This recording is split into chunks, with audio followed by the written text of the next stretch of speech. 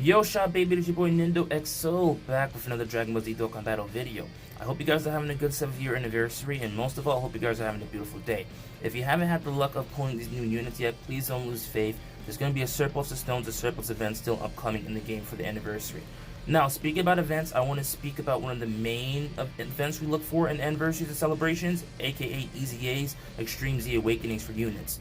I made myself a little top 5 list here, based off like a hype factor of what people would love to see in my opinion. And now again, this is my opinion in terms of what these units could be. So if this list is absolutely bogus to you, defo go in the comments, tell me which units you would actually prefer, and then maybe we can actually make this list correct. Anyway, let's start with the first unit. Perilous Gleam Super Saiyan 4 Gogeta Super Tech, aka to be released Gogeta. Now, Fusion category key plus 3 and HP attack and defense 150%, or Tech type key plus 3 and HP attack and defense 50%. Fusion category isn't that really necessary to have another leader because we just got the Fuse Fighters leader skill from Goku to Vegeta. But if you are one of those people who don't have Goku Vegeta unfortunately, or even the 3rd year Fusion lead, you could definitely use this guy as a leader for sure. But if that's the case, he's gonna have to have a big glow up in his super attack passives and his passive skills. So, super attack greatly raises attack and defense in 1 turn and causes immense damage to enemy. I think that should be at least 3 turns. I don't see him being an infinite stacker because we don't have a Super Saiyan 4 Gogeta unit that infinite stacks at this point in time. So I think they're gonna follow his same, they're gonna follow his same pattern for the most part. So 3 turns would be okay because off the gate he doesn't have defense in his passive. If this guy gets hit at all, he's taking way too much damage from any modern event. So right now his passive skill is attack 120%, extreme class enemies attack and defense minus 20%. Great chance of evading enemy super attack and counter with tremendous power. So if they gave him some type advantage as well, he could definitely be good because he does have the intelligence Gogeta counterpart who's already doing type advantage. So give this guy type advantage, maybe extreme class enemies, attack and defense minus 40%, massive attack buff for sure, and he can still remain the basic unit that he is, but I think he would really be a game changer, especially since GT Heroes does need a super tech unit. Now, moving to my second unit, I have AGO Super Saiyan Gogeta here, who I think has aged definitely better than Super Saiyan 4 Tech Gogeta, but he could definitely use it easy at this point in time. So starting off, we have Movies Heroes category, Key plus 3, HP attack and defense 170, ooh, imagine, that's crazy, imagine that, attack 170% and HP and defense 150%. Fusion category, Key plus 3, attack 170% and HP and defense 130%. So honestly, those 2 categories together, getting any buff whatsoever and coming together is amazing. So I can't say anything about that. Any buff at all is good for that. So super attack, greatly raises attack for 1 turn and causes immense damage to enemy. I could see that probably getting a defense for 1 turn as well because like the Super Saiyan 4 Tech Gogeta, he is struggling in defense in this day and age. Right now his passive is attack and defense 100%, attack effective against all types, medium chance of evading enemies, and super attack. Transform when conditions are met. Now, if I were just to, even lowball here and just give him a passive upgrade, I'd say maybe give him like a medium chance to do additionals. That type effective against all types has really helped him age fairly well, but I feel like, 1 hit isn't enough at this point. We need at least 2 supers from this guy with that passive right there to see like actual numbers that benefit the teams. So once he transforms, he even gets better, obviously. He goes to Super Saiyan Blue. His passive goes to greatly raise attack for 3 turns. It causes immense damage to enemy. Again, I would just like to see some defense in there. Attack and defense 130%, performs a critical hit when attacking, high chance of evading enemy super attack. So the dodge is good, that's aged well. However, in terms of like long events at the end game, if he gets hit,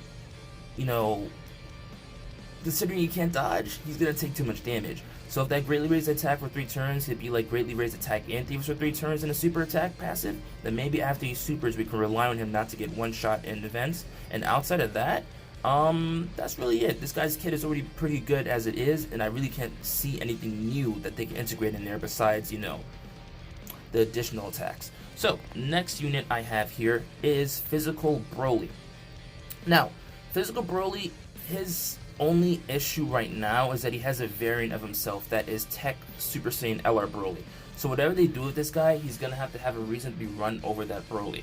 Now, the reason why I can see him being run over the Broly is not only because the category, but defense. The only thing that the LR Tech Broly doesn't have a great amount of is defense. Now, this Broly is Movie Bosses category, Key plus 3, attack 170% and HP and defense 150%. Full power category, Key plus 3, attack 170% and HP and defense 130%. Again, both two good categories. Almost forgot these guys leaded two categories, so any buff in that is great whatsoever, because full power does need a buff for sure. Super attack. Greatly raises attack for 1 turn and causes supreme damage to all enemies. Key +6, attack plus 130%, and defense plus 100%. Transformer conditions are met. So off the gate, I'd say maybe make that immense damage, because sometimes what the issue I have with this Broly is that, you know, I like his AoE damage, but it's not enough. I would like to do at least enough AoE damage so I can confirm that the enemy's gonna die after I transform, other than doing like a chip of the neck and then, you know, just transforming afterwards. So definitely can do that, and maybe they can give him like a little bit of a chance to crit with the AoE. That would be cool as well. And he needs some defense as well. That would be good too. So moving into his transform state, as we go into the void of the Dokkan Wiki here, causes immense damage to enemy and massively lowers defense. Key +8, attack 188%, defense 120%, launches an additional attack that has a high chance of becoming a super attack. So this guy has additionals already, and with additionals he pretty much aged well. That's pretty much for any passive like additionals or type advantage. So maybe some crit passing over here would be good too to make his damage a little higher. Definitely buff his attack stat for sure, and maybe give him some more defense either in his passive or after he supers, because meaning that he supers so many times, if he just stacks in his super, that can work as well. But besides that, that's the most I could say for this unit as of now. And now I'll move into Physical Omega. Now Physical Omega needs one of the biggest glow ups they could possibly do in Dokkan. I'm talking about a big glow up. So Shadow Dragon Saga category, Ki +3, HP attack and defense 150%. Physical type, Ki +3, and HP attack and defense 50%.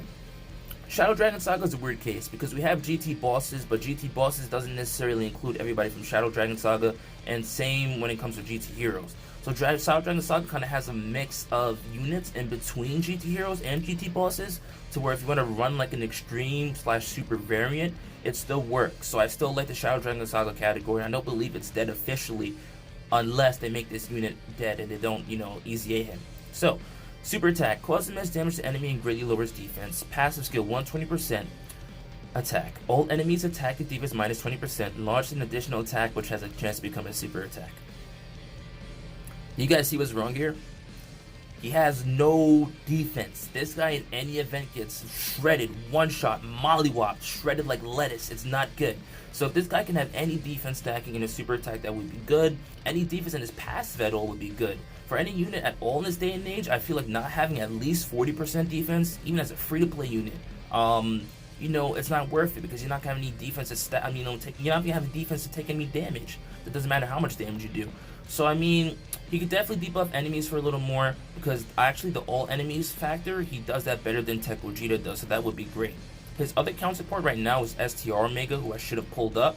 But STR Omega, just to like sugarcoat and summarize him, basically a full power category buff with the type with the negation to enemies. So like if he could like buff a category of his as well, maybe have some support for the category, that would be good, because a lot of his categories here are lacking. So Shadow Dragon Saga for one is lacking, full power is lacking, and Human Deeds is lacking, power absorption kinda lacking, GT boss is lacking for sure. So let's say he gives a GT boss buff of 40% to all units around him, that would be great, and I feel it would be a massive buff for GT bosses.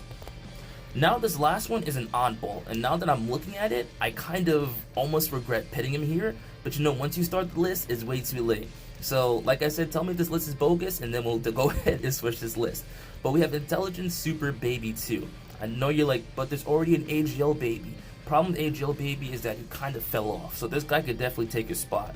One, he's a nuke lead, you know, nuke leads could definitely come in clutch at some point in time if they ever drop some new punching a bag event or something like that. And two, he just needs a glow up. Like, I don't know where to start with this guy. He just he just needs to glow up everywhere. Attack 100% when HP is 30% or more. So let's say this guy's under 29%, right? He has no attack or no defense. That's not good. So they could do a lot of things here, honestly, and maybe they give him the same treatment as the Omega I mentioned before. Make him support unit for one of his categories. That would be great as well, because I see other categories here that need help for sure, like Giant Form, Artificial Life Forms, even Terrifying Conquerors. If they got another support unit, that would be great for sure. So aside of making this guy support unit and making him tanky, I don't know what else I could probably say, but more attack would be great, especially if he's going to surpass the AGL LR Baby by any chance. So besides that, that's my video. I hope you guys have a beautiful day. Like I said, please give me your thoughts in the comments. I would love to see them. For now, this is your boy Nindo XO signing off. Stay blessed. Adios, amigos.